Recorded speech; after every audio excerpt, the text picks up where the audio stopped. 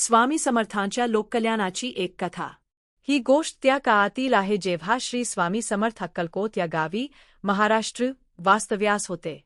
स्वामीचे तेज आणि चमत्कार सर्वदूर पसरले होते आणि अनेक भक्त त्यांच्या दर्शनासाठी येत असत। भीतीमुक्त करणारा आशीर्वाद।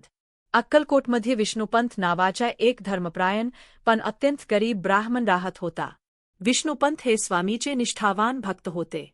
त्यांची आर्थिक स्थिती इतकी बिकट होती की त्यांना आपल्या कुटुंबाचे पोट भरणेही कठीण झाले होते। एका रात्री विष्णुपंत आपल्या झोपडीत झोपले असताना त्यांना स्वप्नात एक भीषण सर्प दिसला। तो सर्प त्यांना डंख मारण्यासाठी जवळ येत होता। घाबरून विष्णुपंत ओरडले आणि जागे झाले। दुसऱ्या रात्रीही त्यांना तेच भयानक स्वप्न पडले।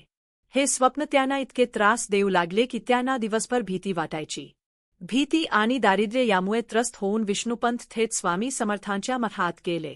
स्वामी एका वडाच्या झाडाखाली बसलेले होते। विष्णुपंतांनी स्वामीच्या चरणांवर लोटांगण घातले आणि रडत रडत आपली व्यथा सांगितली।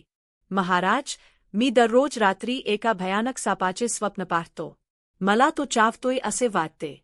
मला जगण्याची भीती वाटू लागली आहे। कृपा करून मला या संकटातून आणि माझ्या दारिद्र्यातून मुक्त करा। स्वामींनी शांतपणे विष्णुपंतांकडे पाहिले आणि त्यांच्या नेहमीच्या खास शैलीत हसून म्हणाले, "जय, घाबरू नकोस। आता तो तुला काही करणार नाही। तुझ्या घरात जी जुनी कवडी आहे ना, ती घेऊन जा आणि शांतपणे जीवन जग."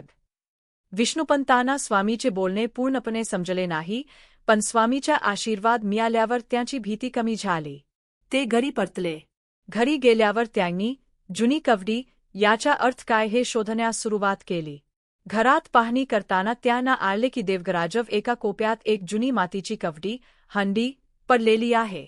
विष्णुपंतांनी उत्सुकतेपोटी ती कवडी उचलली आणि उघडून पाहिली। ती पाहून त्यांना मोठा धक्का बसला।